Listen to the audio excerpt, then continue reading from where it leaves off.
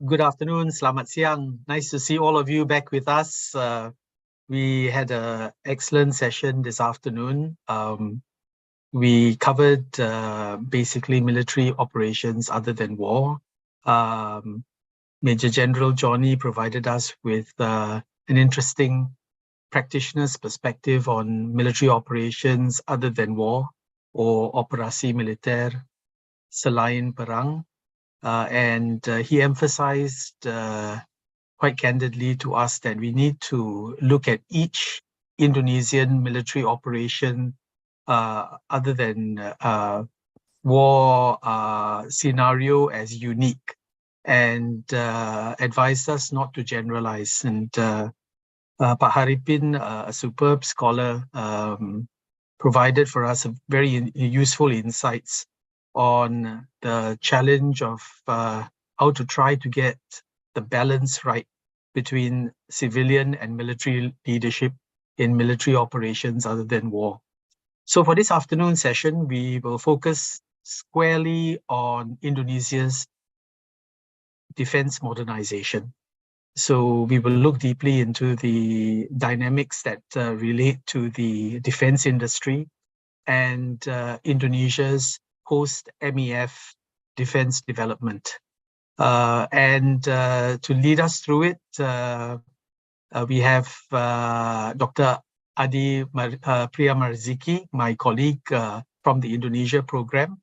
And I will now hand over the session to him to moderate and to introduce our speakers for this afternoon session. Pak Adi, silakan. Thank you, Pak Leonard. So today, our second session will discuss arms modernizations and defense industry. We'll have two presentations for today for the second sessions. The first presentation will be on the role of defense industry in Indonesia's military modernizations. Pak Yono Rekso Prayojo from Indonesia Defense Industry Policy Committee, or KKIP of Ministry of Defense, will present on the topics. Meanwhile, the presentation for the second presentation in the second sessions will be delivered by Dr. Kuri Maharani from Bina Nusantara University. She will cover changing arms market and prospect of defense offset. Okay, without further ado, I would like to invite Dr. Yono to start his presentations. Dr. Yono, the screen is yours. Thank you, Pak Adi, Professor Leonard, Mbak Kuri, and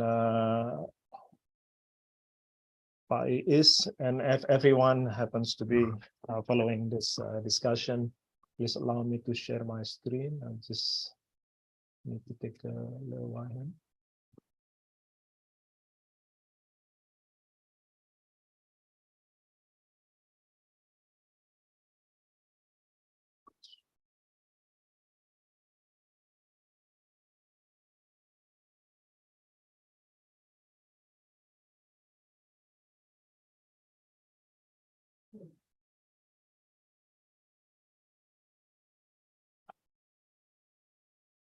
Kelihatan ya? Okay, very good. So yes, please allow me to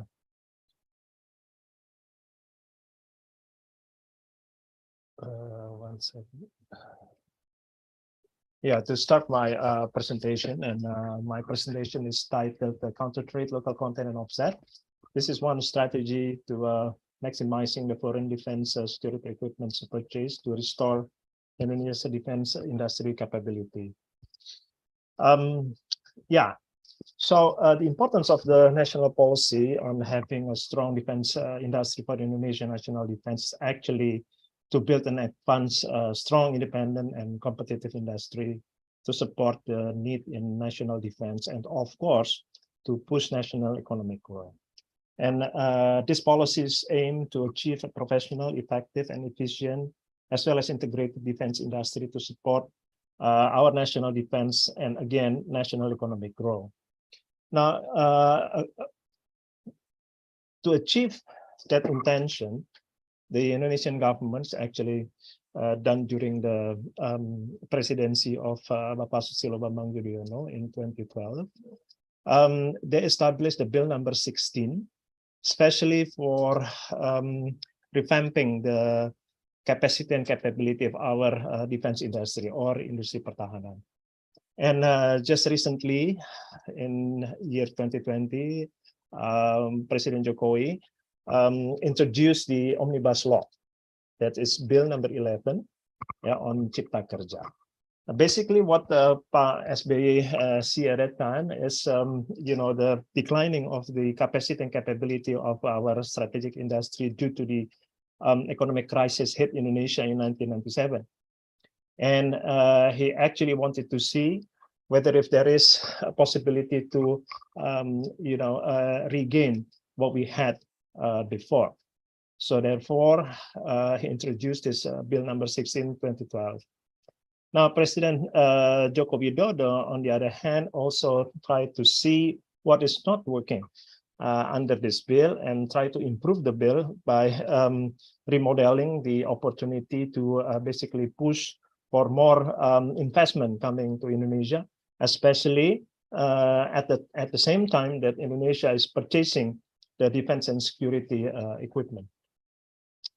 Now, due to the Bill number 16, 2012, in order to help organize, or orchestrating the building up or developing the defense industry, the Indonesian government established what then called the Defense Industry Policy Committee, or KKIP, Komite Kebijakan Industri Pertahanan, which actually has duties and authority covering to formulate strategic national policies in the field of defense industry, and then to develop and form medium and long-term defense industry master plan, to coordinate the implementation and control the national defense industry policy, to coordinate foreign cooperation in order to advance and develop the defense industry, and then to synchronize the deployment of Alpha-Hankam. This is the defense security equipment need in between user and industry,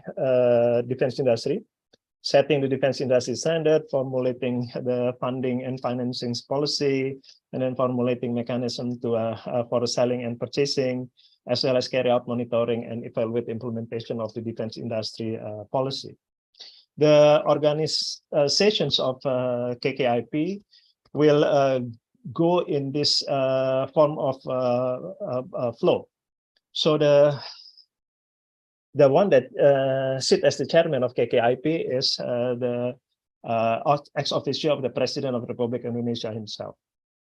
And in order to help the mechanism, under the President of the Republic of Indonesia as the chairman of KKIP, he then nominated Chief of Executive Board, acting as CEO of KKIP. And the nominated person is the ex officio of the Minister of Defense. The Minister of Defense is helped by the Vice CEO, the Minister of State-owned Enterprise. Actually, the organization called the Executive Board, beside the Minister of Defense and Ministry of State-owned Enterprise, there are also Minister of Finance, Minister of Education, Research and Development, Minister of Foreign Affairs, Minister of State Planning. We have also the Chief of Army, the Defense Forces, and also the Chief of National Police. And basically, this KKIP is supposed to resemble a small and effective cabinet that will help to pursue the intention to build a strong and independent defense industry. The presidential directive, actually, as the chairman of KKIP, which held in a general meeting of KKIP on the 13th of April 2021, basically asking to see the continuity of procurement of defense security equipments, and to develop independency of defense industry, as well as change of paradigm from purchase become investment. This is one of the things that we try to then translate it correctly And we believe that we have, come up with some example on how to translate the intention of purchase become investment. And President Jokowi is actually also passing on the expediting the procurement strategic plan of the defense security equipment, which will be the reference of the development of the defense industry itself. And then the defense spending as well means that the defense investment to strengthen for national defense industry, to synchronize the defense regulation, investment rules, also to integrate the all the law and regulation towards the current new omnibus law. The defense security equipment procurement must complete it, and nothing to be stalled.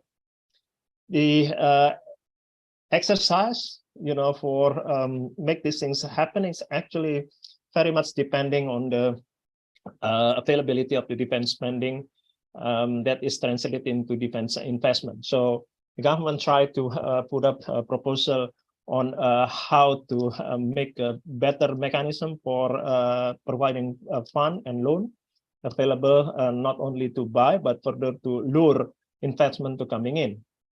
And in Indonesia, what we see today, and this is also becoming one of the challenges, is actually the amount of budget available in between buying the defense security equipment more towards buying from foreign resources rather than from the local. This is very much becoming a challenge, because then the smaller budget available for the local industry means that there will be less technology product bought within.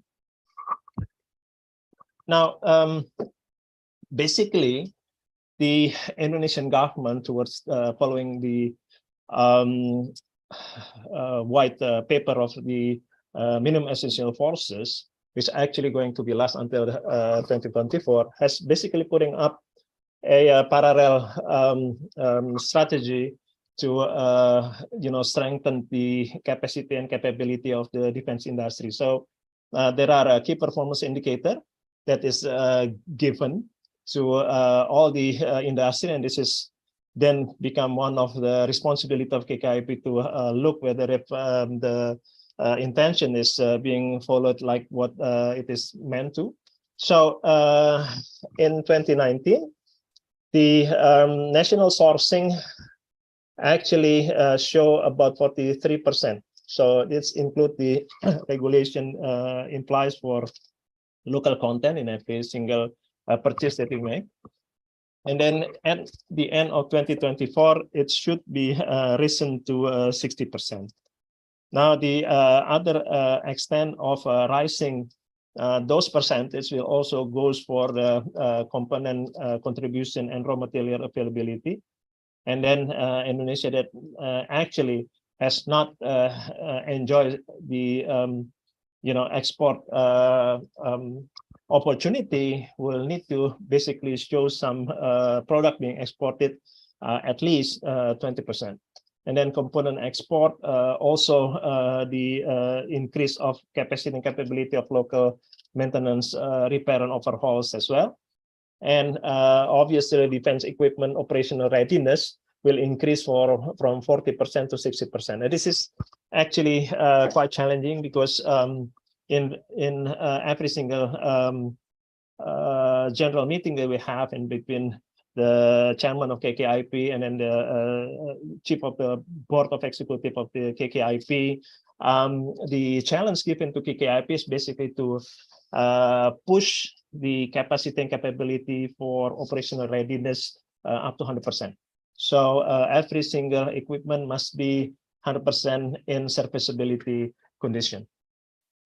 To follow the general target, the government basically put up a special target, which actually going to be measure and evaluate in 2024. Those special targets actually 7 main target of technology. One is the submarine. On this intention to have the capacity and capability to be able to build submarine. Indonesia is working together with South Korea. And then the fighter aircraft, this is 4.5 generation fighter aircraft. Medium tank, the fighter aircraft is also working together with South Korea. Medium tank, we work together with Turkey. And then rocket, guided missile, GCI radar, as well as propellant. Some of these projects actually already providing prototypes. Some still have problem, obviously, especially on the funding side. But however, I mean, we are keen to basically measure not only to see what is the extent of project that we can basically show, but also how far the technology is absorbed. Now, the Indonesian government in 2017 actually bringing up another 3 main program that they would like to see also being pushed forward, but we'll see this to be completed in year 2045. That is UAV Malay, the medium altitude long endurance, and then cyber capability, cyber technology, and the underwater sensor. Now, everyone must understand that when we do a design to production, we have to follow certain rules and regulation, up to part rules and regulations, really, where we start from the exploring our design capability, making a schematic kind of idea, and then providing all in all. But all this phases has to meet the basic, at least basic engineering requirement. And if we are coming into the manufacturing requirement, all has to be also fulfilling and comply to the standard operating procedure for manufacturing. This is actually something that we must do, because every single technology design, especially for defense equipment, must meet the and comply on the safety standards regulation.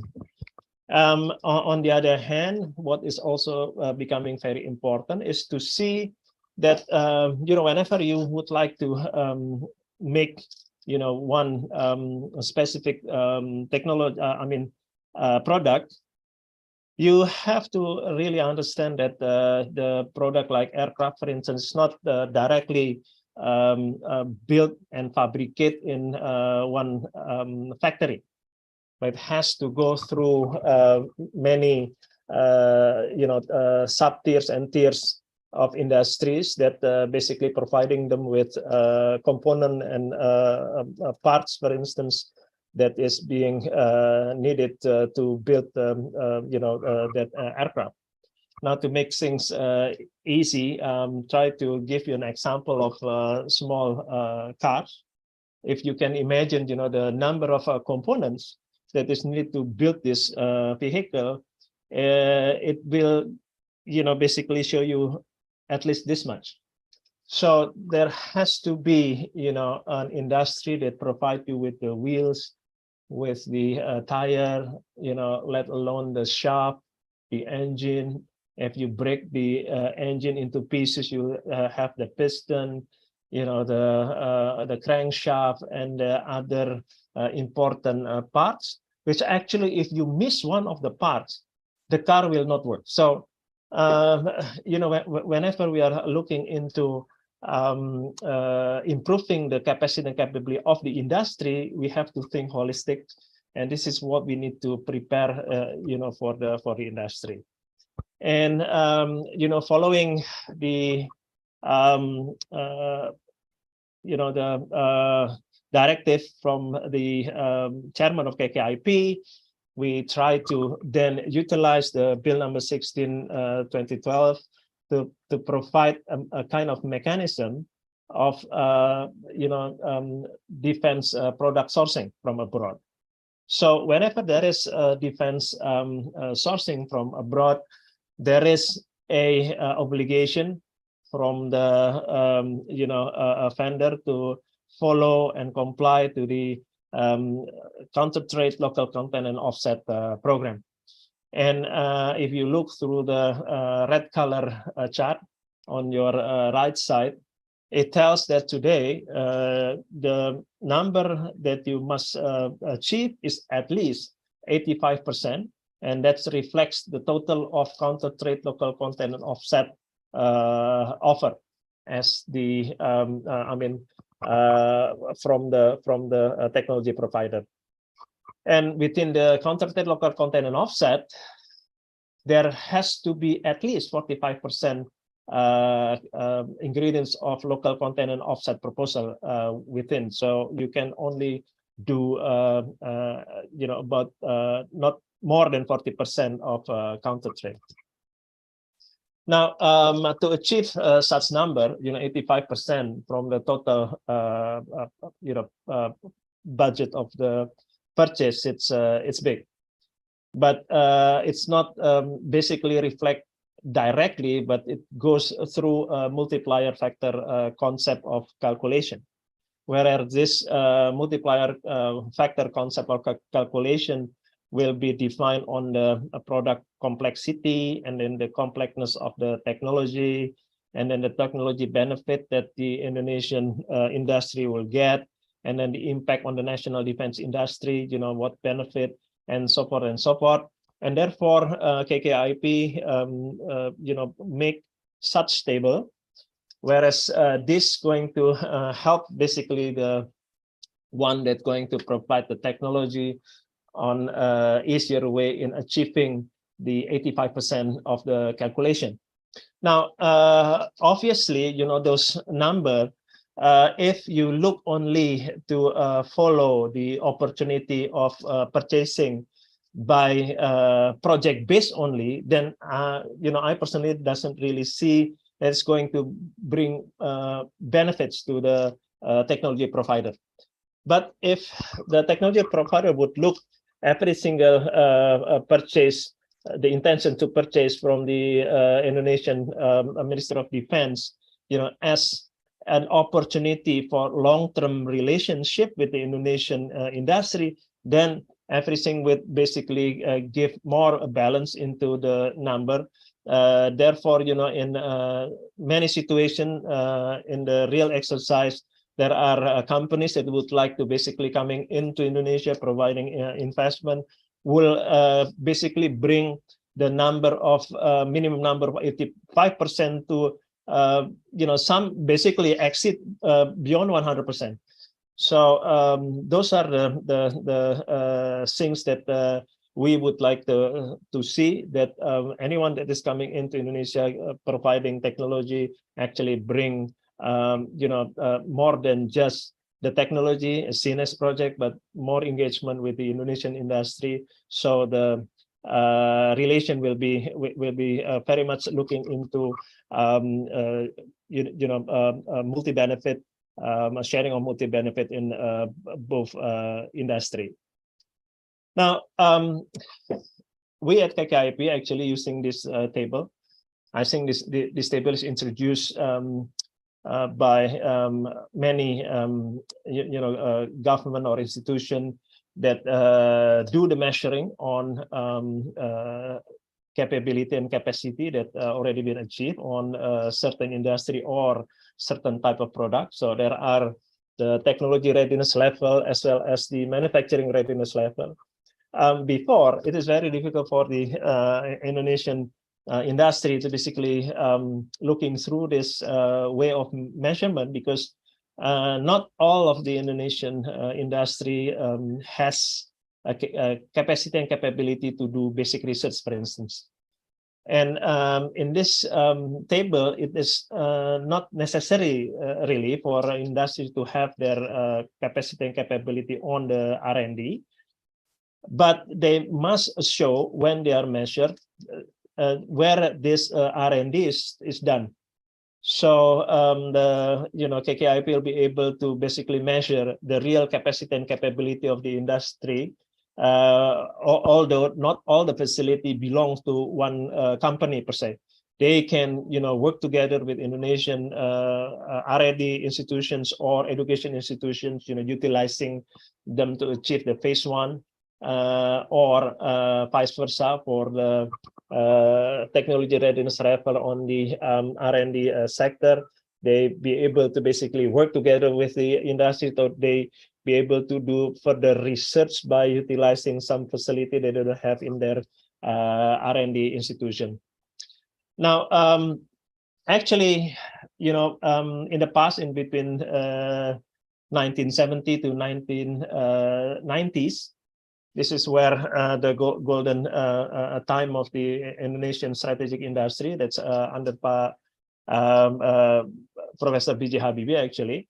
So we've been able to basically achieve, numerous design and productions of, sophisticated product, such as aircraft, and then ships, navy vessels, and other.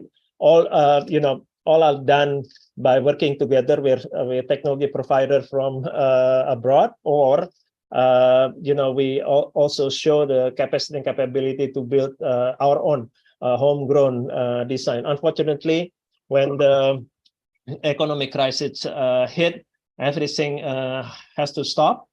And because of that, Indonesia experiencing some brain drain. One of the reasons is because, when you need to keep, the brain ongoing, and when you don't have the correct project for those people, I mean, it's more expensive to keep them within the country than to let them go.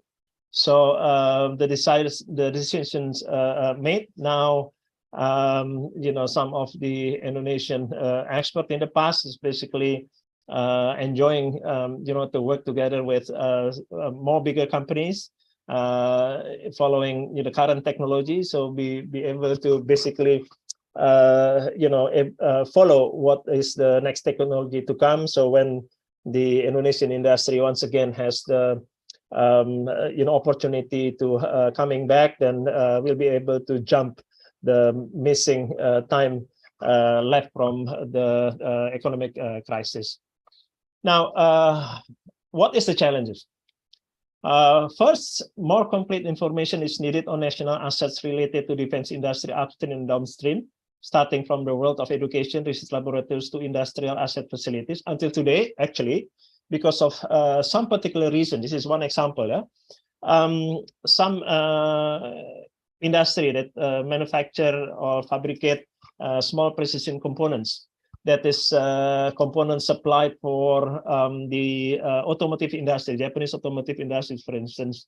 The Japanese company doesn't really like to see this factory has a relation or nothing to do, got something to do with defense. And if they are known to basically build a component for a defense product, then they will cancel the contract. And this is quite strange, actually. This regulation, especially in the automotive industry. If you look through what is existing in the world, you see some conflicting area or countries. Basically, the easier way to spot or name the vehicle used, by either rebels or are basically vehicle made in Japan. So yeah, it's kind of hypocrite, but this then creating problem for us at KKIP, because we don't really know, how many small factory able to basically support the need to produce smaller components, for instance. Secondly, the foreign purchase budget currently is still bigger, like what I said earlier, than the domestic one. Now, actually, we can basically juggle this by providing another kind of policy. The Indonesian industry might use this budget to help the purchase of some technology, but it has to go through the Indonesian industry first. Then, if the Indonesian industry doesn't really own the technology, they'll be able to utilize the opportunity to get the correct technology. This is one example. I know that the Singaporean government would love to basically give the opportunity for Singapore Defense or Singapore Aerospace to build F-35. This is one example, yeah. But the F-35 is not, I mean, the technology is not belongs to them, but, because of the intention to make Singapore Defense or Singapore Aerospace understand about technology, and one time has the capacity and capability to most probably design or whatever with the F-35, then the involvement of this industries was given as the first opportunity. And we at KKIP today try to basically fix this problem, because in many situations, the Indonesian government, in this case, the Ministry of Defense, would go direct to the provider of the technology. So if I'm mentioning F-35, they will go directly to Lockheed Martin, for instance, but not to the Indonesian aircraft industry, and giving the Indonesian aircraft industry to contact Lockheed Martin and work together on how to provide this aircraft. The third is any purchase is seen as project-based opportunity. So in many situations, we see a special purpose vehicle, because Bapak, sorry, you have 2 more minutes left. Thank you, Pak. Okay, because this special vehicle has the capability to bring a project. So this is one example. And then not all industrial specialty 23 understand that they can participate. Okay, to close, with a clear and easy to understand strategy using past reference and improved roadmap, Indonesia should be able to repeat the heyday of its technology without difficulties and high costs, but need to find, the one who understand how and can do. Modernization of industry need a modernization mindset of the stakeholders behind it, who must understand the business, how it must be played. I think this is for today, and be very happy if there is any further question, and if I have time, I'll reply on what I know. Thank you, Pak. Thank you very much, Dr. Yono. Such an excellent presentation, Pak. So yeah, if I may kind of like wrap up your presentation, it's of course, first of all, it's the importance, the role of government is still very important, as much needed to improve Indonesia defense industry. Although Indonesia government have been improving the regulations, to kind of improve the performance of local defense industry, and also treats defense procurement as investment. And interestingly, Pak, you also mentioned some challenges such as the R&D is still an issue, and then the number of foreign purchase is still much bigger compared to the local one, and most of the purchases are kind of like a project-based purchase and still short-term, and then lack of participation of the Tier 2 and Tier 3 defense industry. And the next presentations, I don't think she needs further introduction. She is one of the experts in this field. My senior, also I always learn a lot from her presentation every time she does a presentation. Okay, Dr. Kuri, without further ado, the screen is yours. Thank you, Mas Adi.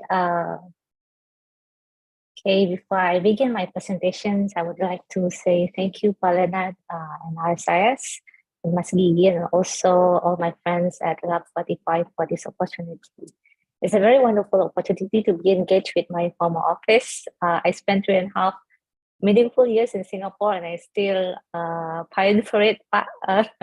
My son spent his childhood there. So, also I would like to thank you for my research assistants at Readiness University, Adia, Fidelis, Afiko, Samantha, who have helped me a lot creating this set of database for this presentation. Okay, so allow me to begin with 4 questions that have been sent to me, and this is very relevant questions, and because of the time constraint, I have to have my cheat sheets here, so apologize for that. Following up the previous presenter, Pak Yono, about offsets. I believe that most of us understand what offset is, and that it is actually basically a necessary evil that only present when the opportunity presents itself. And the opportunity is no less than what we call a buyer market. So offset only present in a buyer markets, and by buyer markets, I mean the arms market, whereby the buyer country has the leverage over the seller countries, and the opportunity was present in the aftermath of hot power, when the country all over the world reduced their defense spendings, and then the demand for arms dropped. But the defense industries are not fast enough to responding to the situations, and therefore the demand is low and the supply is high. There you have desperate sellers who wants to secure performance contracts and ready to offer any deal sweeteners. And so offsets proliferates because of this condition.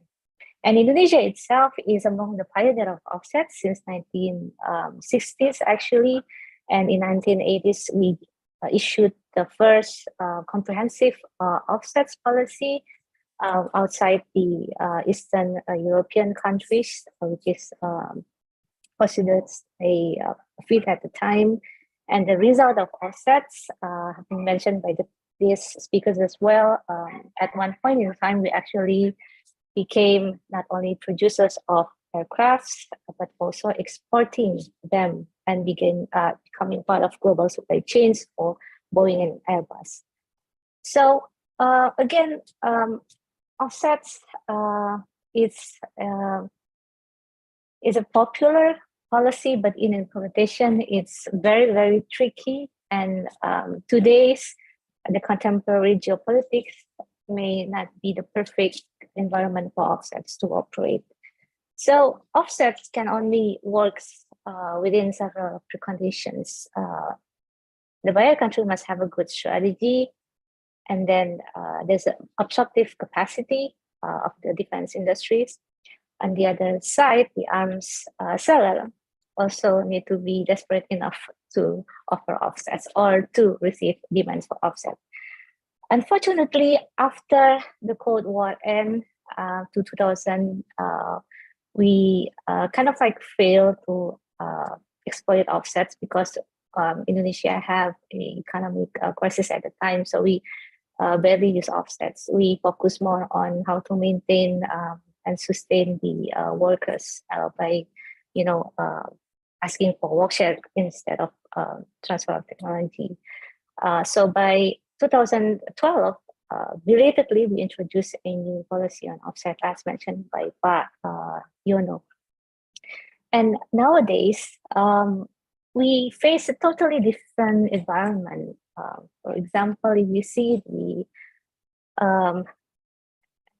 graph here, the US as the biggest defense spender and also the biggest spender in defense R&D have decided that it's enough for offsets, it's enough for globalizations and internationalization of supply chains in defense market. Let's go back to unilateralism. And they see the global supply chains in defense, in defense production as part of national security issues. And therefore, the US decided to turn back the clock for globalization of arms production. And also this means the death penalty of offsets. So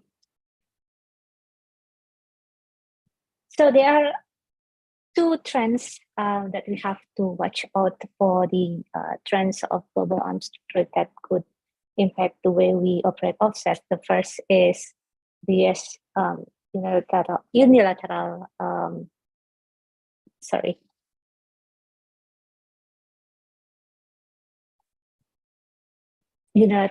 act that creates what we call technology decoupling, and the second is the race of the seller markets. Yeah. If we see on the left side, you see that here the defense expenditures actually continue to grow despite the pandemic. And recently, after the Russian invasion to Ukraine, we see several of main defense economies such as Japan, Germany, and Australia opt to respond to the geopolitical risks with boosting the defense expenditure, and this creates demand. And also, those parties involved in the proxy war in Ukraine also feel the need to restock for war preparations. We hear how Russia have been importing weapons, among others, from Iran, and then the United States also sending lots of weapons, including the Javelin missile, which can only replace with a full productions within the next 3 to 4 years. So they are busy with arms production to fulfill their own needs. So what happened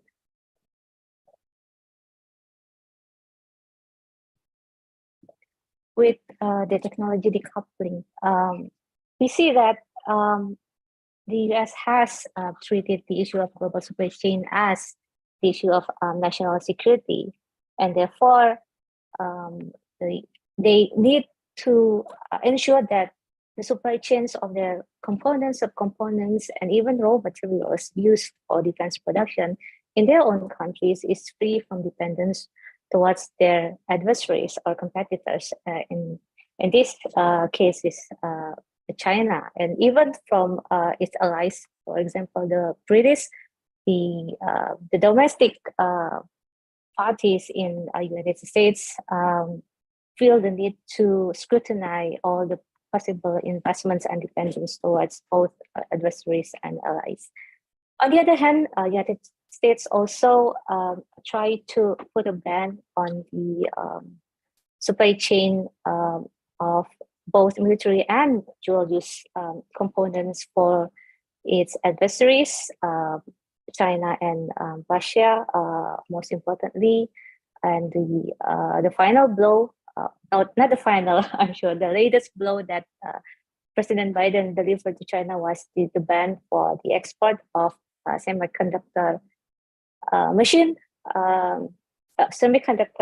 chips produced by US-made machineries from all over the world, including those that are not located in the United States. So how this will affect Indonesia? This is the era where politics matters more than economy. So consequently, this era does not really support the countries like Indonesia, which has no alliance and willing to or pining for autarkic aims with its defense fulfillment.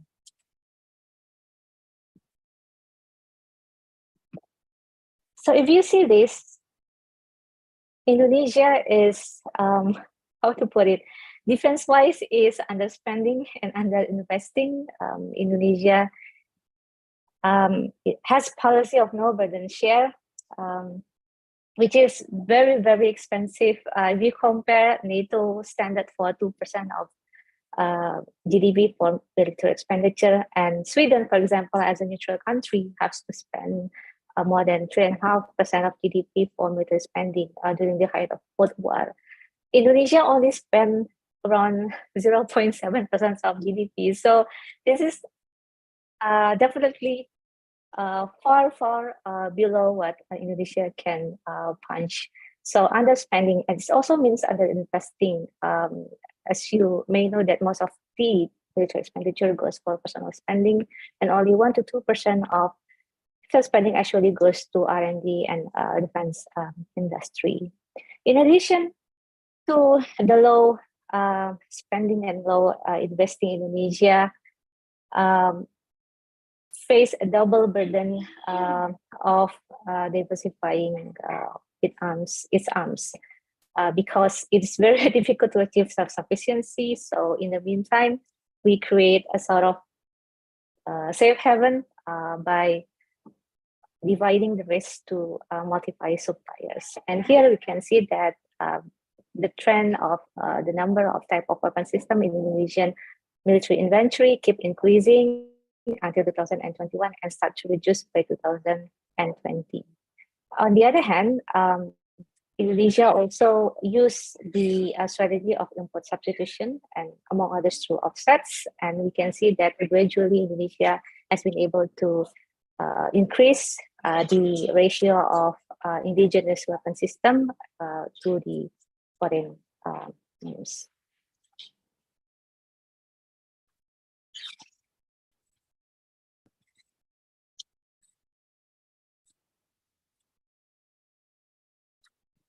This underspending and underinvesting was hard enough when the geopolitics was friendlier 10 years ago. But now, with the heightened risk of geopolitics, this underspending and underinvesting has become much more or too much to bear, actually. And within the era of geopolitical competition, we try to maintain sort of arm neutrality. And if you see that the Indonesian weapon systems currently, the condition of our weapon system is in average, most of the system have been aging.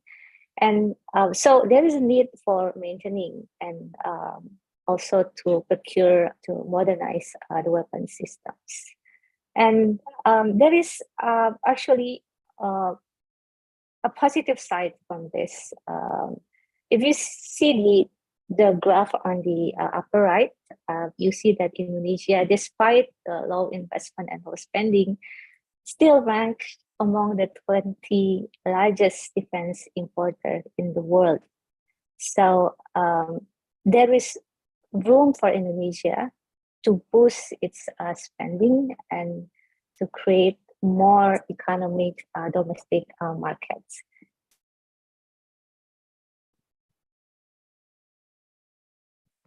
So how do Indonesia optimize defense offsets to enhance its competitiveness in the global supply chains of arms trade? As explained by the previous speaker, Indonesia used offsets to lay the foundation of the defense and strategic industries in the 1980s up to end of 1990s. And we have come to different results, actually depends on the defense industry. But here I show you one of the examples, PT Pindad, the manufacturer of defense system and ammunition. PT Pindad has been able to use offsets to create local manufacturer capability in producing assault rifle, and also by getting enough experience in assembling armored vehicle, it can finally able to design and manufacture the local armored vehicles called ANOA. And nowadays, the Pindad has manufactured a number of variants of ANOA. But in the past, we also hit what we call technological plateau. It's getting harder and harder to climb up the ladder of production from the manufacturer to exporter. For example, PT Pindad has also used offsets from France to help with integrating weapon system to the armor vehicles. And there was a promise of export with the France, but then it didn't go through because of the problem during the offsets implementation. So when you look at the right upper graph here from James, it put in the context of regional countries that use offsets. Almost every countries in this region use offsets. you can see that Indonesia is sort of in the middle, not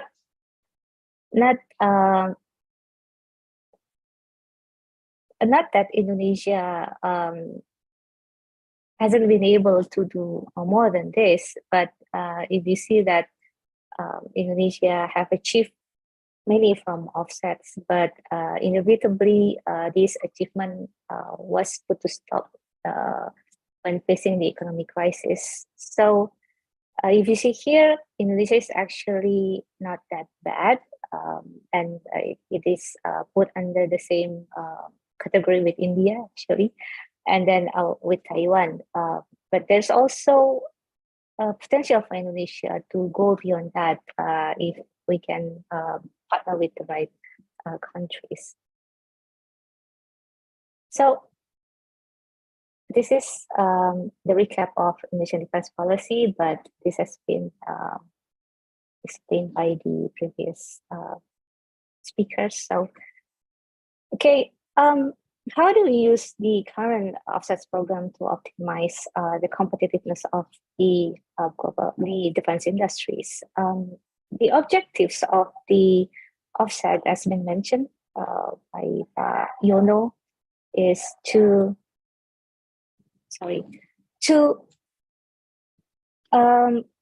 support the 10 national programs, and I wouldn't talk into this because Yono has already delivered a good explanation on that. But let's take a look at the second objective, which is to support the competitiveness of our defense industry. And by industry, we usually meant the state-owned defense industry. In this case, is the newly founded holding, the Defend ID. So Defend ID has the objectives to break through into the 50 top global defense industry, and this is actually not that difficult if only Indonesia multiply its defense expenditure. But in this case, defense ID has to rely not only on domestic market but also on export market, and how offset can help them to achieve this, elevating their competitiveness, whether as a lead integrator or as part of the global supply chain, depends on the absorptive capacity of the local industry. Here we see that the reality offsets programs, so far we have received 35 offset programs from 2015 to 2020. There are 35 programs, small programs gathered from around 17 supplier countries, and the top offset providers are France with 5 programs and Russia with 5, but this has to be revised because 4 of the 5 procurement with Russia didn't go through because of the CATSA. So the next top provider of offset is South Korea, and rest mostly from Western European and also from Brazil and Czechs. And you might notice that there is UAE there because we recently signed a contract to purchase electronics devices from UAE in 2022. And the programs is a bit different from the old days when our defense industry was managed under one hand of Habibie. Offsets now is scattered to mainly defense industry, both state-owned and private companies, and also universities, as well as the services also become the receiver of offsets. So in addition to the small programs, there's also focus belatedly on maintenance, as mentioned by the Ministry of Defense. Example, in the latest purchase of fighter jet from France, Rafale, the Indonesian Minister of Defense was actually led the negotiation and he demanded for maintenance at the level of a depot or the highest level of maintenance area, because the focus was to be able to rely on domestic industry for the in-service of the fighter jet. And there was less focus on how to get the defense industry into the global supply chain. And this is understandable considering that Indonesian government and especially KKIP is still struggling to mapping out the local defense supplier, defense supply chains, as well as the prospective partners that can help to promote the creation of the local supply chain. And the local absorptive capacity, we have more than 150 companies. The number keep increasing per year, and this is actually old data back to 2020. We have problem with our defense industries also. Although the number is increasing, but only 31% of them depends on defense sector. Most of them are dual use in nature, and we are dominated by shipbuilding, which in nature is lacking in value added and also platform oriented. So the supply chain for high value added and for electronics, optronics, and things like that are still lacking. But Indonesia have a small critical mass of new defense industries working on high technology, for example, cyber, and this looks quite promising. On the other hand, Indonesia also face limited R&D spending and aging workforce. So this would hamper the absorptive capacity of offset in the future. And if I may show you a little bit of optimism, is that regardless of the reality of our defense industries, you may see that the number of foreign visits is actually quite high in the past 10 years. So there is still interest. Indonesian is still seen as lucrative, as interesting by the foreign partners. So this is the most challenging part of this presentation, actually. What are the potential strategies in the short to medium period to increase Indonesia's leverage in defense offset mechanism? So many issues, how to begin. The first is to raise the economic of scale of both arms maintenance and procurement. Because of low military expenditure and also low procurement, it is difficult for us to negotiate meaningful offsets. But if Indonesia can push for a regional scale of maintenance and procurement, then the leverage against the seller could be achieved. And it is actually not impossible, because if you see from the inventory of Southeast Asian countries, we do have commonalities. For example, in the existing inventories, there are 3 countries operating Sukhoi 27 and 30, and there are 7 countries operating Mi-17 helicopters. Indonesia uses Mi-17 as the backbone for army operations. Yeah, and for future procurements, the Southeast Asian countries also have similar requirements. For example, the anti-ship missile launchers. The maritime Southeast Asian countries predominantly have been eyeing the procurement of new anti-ship missile launchers, and this is one of the type of weapon that you can actually diversify in terms of supplies, because it doesn't require as many as maintenance, and it doesn't really cost life cycle costing. It doesn't really raise the life cycle costing when you diversify it. And if we put the context of Southeast Asian countries, in which most of the maritime ASEAN countries involved in the South China Sea tension, and joint procurement of this kind of arms actually has the potential to boost trust among the maritime ASEAN countries. And finally, the third way, which is actually also interlinked with the omnibus law to invite foreign investment, is to look beyond the traditional suppliers and to link the preconditions for new partners with geopolitical calculations.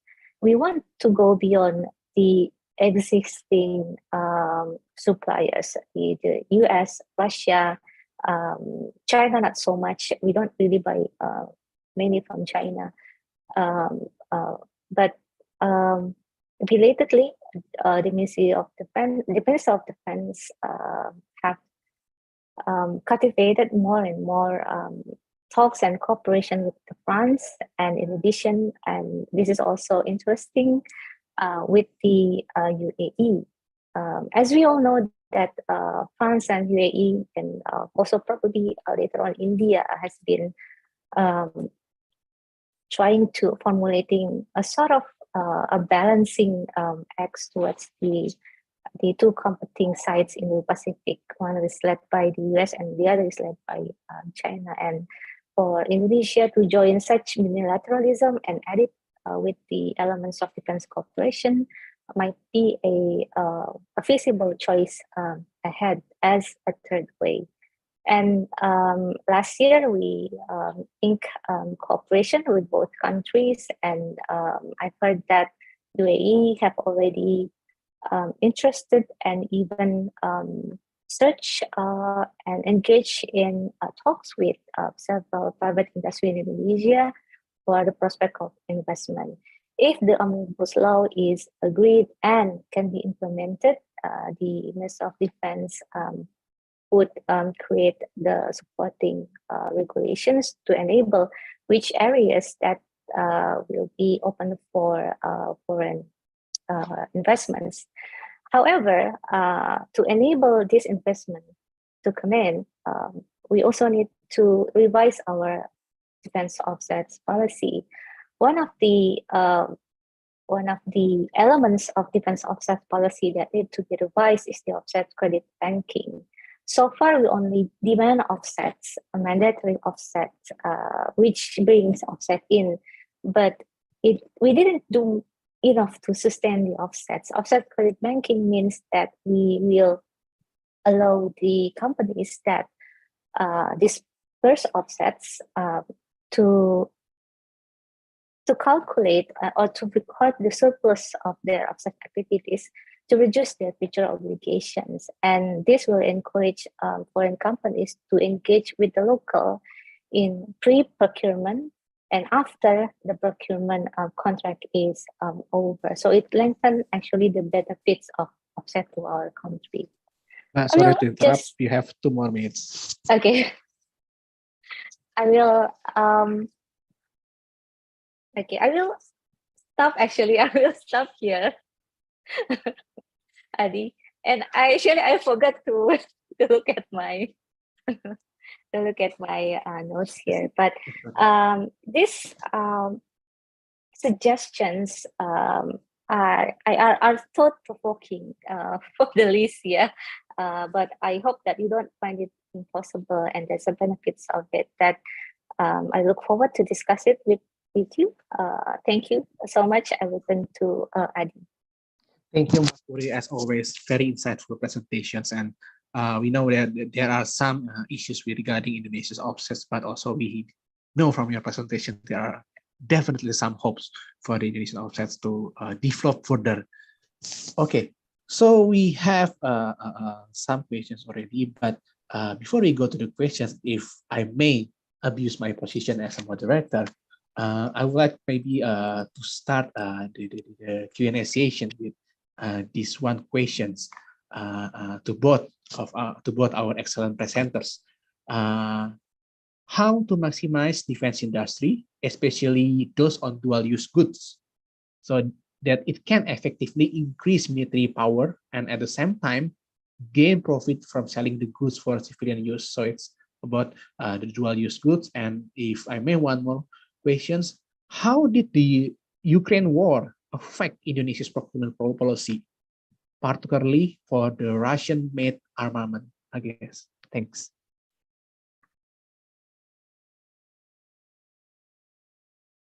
So who would like to start first? Either Mbak Kuri or Dr. Pak Yono? Saya juga boleh lah. Okay, so Pak Yono. Alright, sorry Mbak Kuri ya. So the first question is how to, gimana tadi? How to maximize the Okay. dual-use goods? Okay. Yeah, well, do you know the reason why, when B.J. Habibie, he given the opportunity from Pak Suharto at that time to, start and develop a strategic industry, and he took over, at that time, we call it Nurtanio, yeah, from the Air Force. And since day one, if you look through the research and development done by, Nurtanio as an institution, they always, do the research on single or twin-seater aircraft. But B.J. Habibie, instead, he picked to build, commuter aircraft rather than fighter. One of the reasons is because you see, dealing with defense industry, you are dealing with a monopoly situation. Plenty of seller, one buyer. Okay, and if PTDI, this is what Pak Habibie said, concentrating on design and producing fighter aircraft, then if the Indonesian Air Force doesn't really wanted to use or buy the fighter aircraft, it is difficult for a company like PTDI today to sell their fighters to other country, because other country will tell, I mean, even your Air Force will not use your product, why should us? Okay, now this is the reason why then he picked to build a commuter aircraft. He started with the NC-212. This is 12 passenger twin turboprop aircraft. It's basically it's an assembling of the aircraft from Casa, Spain. But the utilization of this aircraft is basically fulfilling the requirement and needs of the Indonesian Air Force, the Indonesian Navy, the Indonesian Army, the police force as well, for the need of civilian purpose. So if you're asking about the dual, usage and opportunity, so that's one of the example.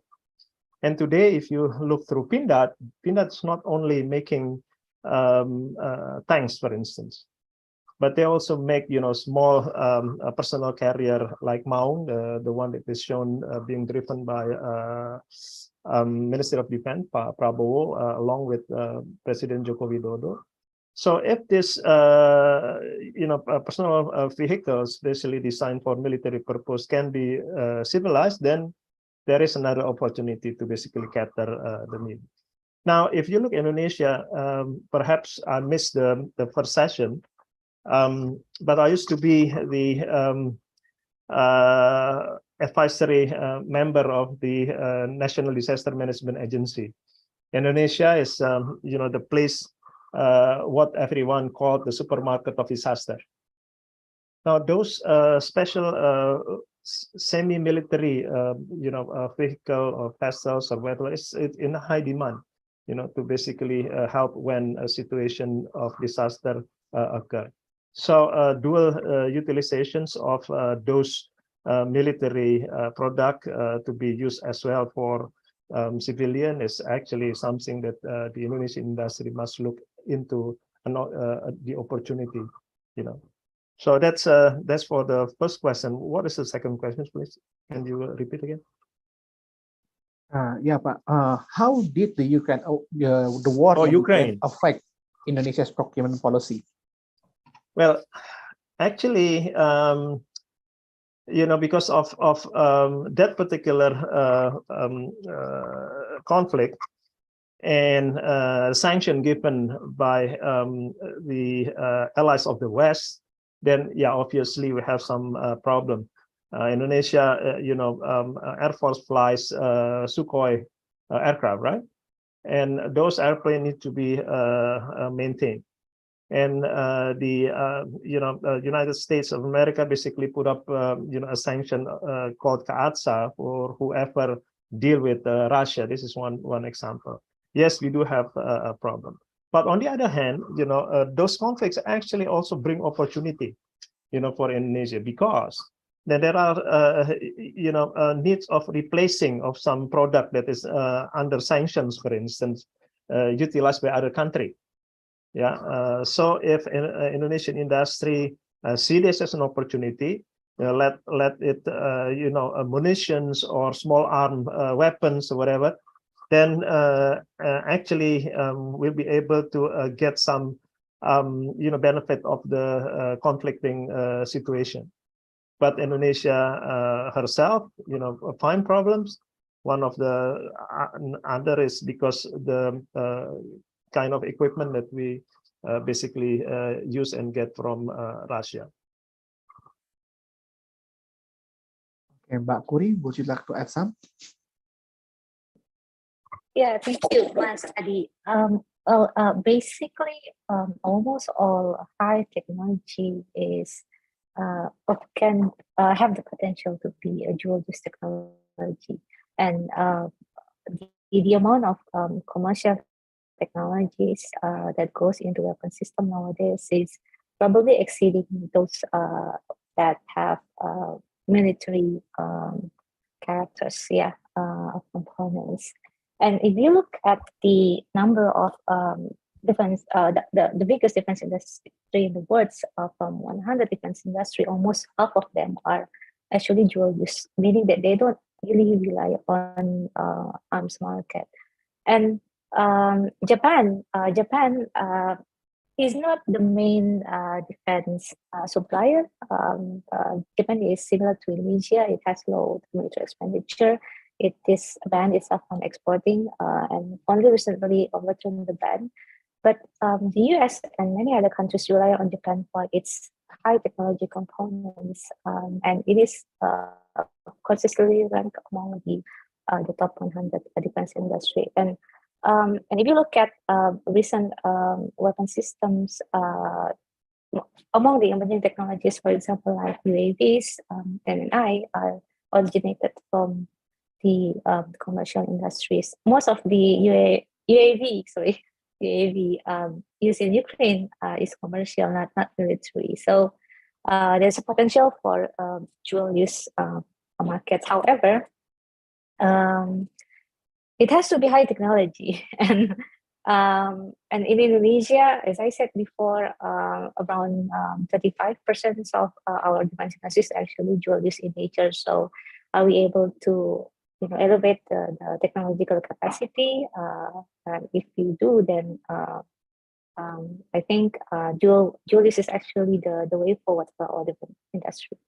And about Ukraine, there are so many lessons learned, and actually the lesson could change every several months. For example, earlier in the heights of the invasion, we learned that the Ukraine has a small, well, not very small actually. Ukraine is among the top defense exporters as well. It even provides China with its first aircraft carrier. But compared to Russia, Ukraine is puny, right? And but when you become an alliance of the US and the Western Europe, you get rearmed fast. So there is hope for US ally everywhere in the world, and that shows the commitment of them. And on the other hand, we also learn about the the use of new emerging technology, cheap, accessible, such as UAV, but they're not really the game changer. I mean, like they do have benefits. They provide benefits for one side or for both sides, but it didn't last long. And finally, the armed forces, the personnel, and the conventional technology are the one that really determine the course of war. There's also another lessons. Defense minister last year, after seeing how the Russian warship being blown by Ukraine missile, thought that large ship is actually liabilities, and therefore we think of how about procuring a smaller but probably will be more useful in the context of coastal war. And I would like to add Yono as well about CATSA. We try to circumvent CATSA by diverting our maintenance and procurements of components to Belarus and Ukraine, and then this part is also involved in the war, and then now we are thinking of diverting to Poland and other countries. So CATSA increase the challenges in maintenance, but also correct that it also presents opportunity, because when you take these three out of defense market, then you have defense market to fill. Unfortunately, these countries also the major supplier for countries in conflict, which is not suitable for Indonesian principle. As much as we like to criticize Indonesia or Indonesian military, but Indonesia is quite idealistic when it comes to defense export. So I don't see how removing Russia, Ukraine, and Belarus will benefit the export potential of our defense industry. Thank you. Okay, thank you very much, Mbak Kuri. Okay, before I go to the question in the box, there's an announcement. All the space presenters slides and PowerPoint will be uploaded to Lab 45 website. You can surf the www.lab45.id to get that presentation. So, and thank you also for Pak Yono that have been answering the questions in the box. So we have some questions then, for maybe that Mbak Kuri can also respond. Is first about the defense cooperations that recently been done with the UK, between Indonesia and UK. So what are the results of the defense diplomacy activities between Indonesia and UK in terms of the signing of the license agreements on September 16, 2021, and in terms of procuring of the Arrowhead 140 frigate? So what are the benefits that Indonesia will get from the agreement? And there's other questions that Mbak Kuri may how can we involve private sector in defense industry, especially on R&D, to create a good defense industry? Guess there's the two questions from Mbak Kuri. Okay, thank you, Mbak. I can answer it now. Okay. For the first question, you need to check with our friends at the Ministry of Defense, I'm afraid. But there was lots of debates preceding the signing of the contract and also afterwards, because the amount that we pay compared to the things that we will get, well, it doesn't seem to justify the signing of the contract. And this also back to the problem of the diversifications of our supply. Do we need to diversify our warships from UK, from Italy, from South Korea, from the Netherlands, and probably later from Japan. And this will create headaches not only the maintenance and operation, increase the cycle costs, yeah. But for the defense industry to start a new program all over again, while they feel that the previous programs with the Netherlands, with the South Korea have not been optimized, it's actually affecting their states of mind, their spirits. I think the government need to be aware of this. Looking at our defense industry now, they have been very optimistic about the new projects that are coming in, and also whether we have money for continuing the program. Pak Yono, I believe we will tell you more about this.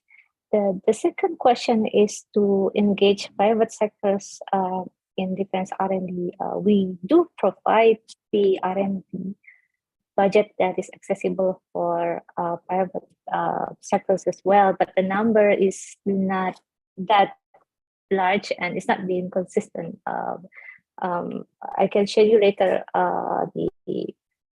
the inconsistency in the budget, yeah. But the budget is there. And the second, with the possibility of omnibus law, luring in foreign investments, there is also opportunity for the private sectors to get fresh money for R&D and then for regeneration, things like that. And I believe that the one that the foreign companies are interested in are mostly the private companies. But what kind of private companies? Of course, those that engage in high-tech technology, optronics, computing, cyber, yeah. I think those who have the greatest chance to be benefited from the omnibus law. That's all. Okay, thank you. I guess we already reached the end of the second sessions, and Pak Yono also have already answered all the questions in the box. Thank you very much, Pak. So I'll hand over back to Pak Leonard. Pak Leonard, the screen is yours. Thank you, Pak Adi. Thank you very much, Pak Yono and Pak Kuri. We are so delighted that you can share these marvelous insights with us. And truly, we have received deep insights on the nature of the Indonesian defense modernization plans, and more importantly, the direction of the defense industry, which will give us some useful background and a good sense of how we can see the evolution of Indonesia's defense modernization going forward. Gave us a lot of thoughts also in terms of what we can do in the near future, primarily as we want to see that this becomes a regular exercise every year. And on that regard, I really want to thank my colleague, Bapak Adi Priyamariziki, who has done a superb job in terms of not just moderating, but helping us coordinate this entire Indonesia Defense and Security Outlook 2023. And of course, I have to also use this time to thank the RSIS events unit for their support, and of course also the Lab 45 staff who handle the live streaming of this event. And now let me hand over to my very good friend and the chief of Lab 45, Bapak Is Gindasa. Silakan Pak Gigin, the screen is yours.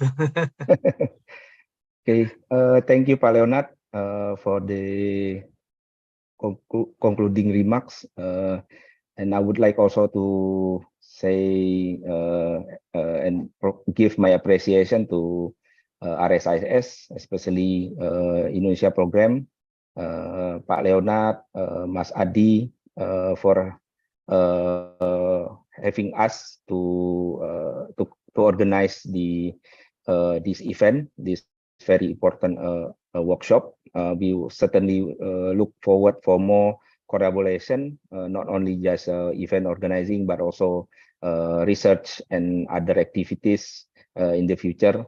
I think I would like to give my biggest appreciation to all the speakers, Mbak Kuri, Mas Yono, and for the speaker at the session 1, Pak Beni, kemudian and then Pak Arifin, yeah, and also our keynote speaker this morning, Mas Andi Wijayanto, our governor of Lemhanas, for attending our workshop, and we certainly look forward to organize more workshop and webinar, and invite our respected attendees from various universities, think tanks, not only just Indonesia, but also in Singapore and other countries, to join us in the future event. I think that will be all from our side. Thank you very much for attending this important. I'll give it back to the moderator, I think. Thank you. Silakan, Mas Adi. Thank you. Okay. Thank you very much. So it will be the end of today. Bapak, would you like to close? Actually, Adi, I haven't anything else to add other than to just once again thank everybody for their wonderful participation, and of course, all the people that spent the time both for the morning session, the afternoon session, to follow the presentations. We hope this exercise allows you some insights into the complexity of the Indonesian defense and security scene. And we are hopeful that we will have the opportunity again to work with Lab 45 to uncover, other aspects of and develop more learning in terms of how we can understand better Indonesia's strategic thinking, especially as the geopolitical and geostrategic environment in the region continues to change, as we move and try to find a balance between competition and cooperation in international affairs in this part of the world. We need to understand better our strategic perspectives, our strategic overviews, and develop mutual understanding. And this is a good opportunity for us to utilize again in the near future on another opportunity to study strategic developments. So it's been a very good start for all of us, and we look forward to having more opportunities to collaborate with Lab 45 and also with the wonderful speakers that shared their knowledge and insights of strategic developments in Indonesia so candidly and with such generosity. So have a good weekend, and I hope all of you have an enjoyable Chinese New Year holiday. Nice seeing you, and all the best for the year ahead. Bye-bye.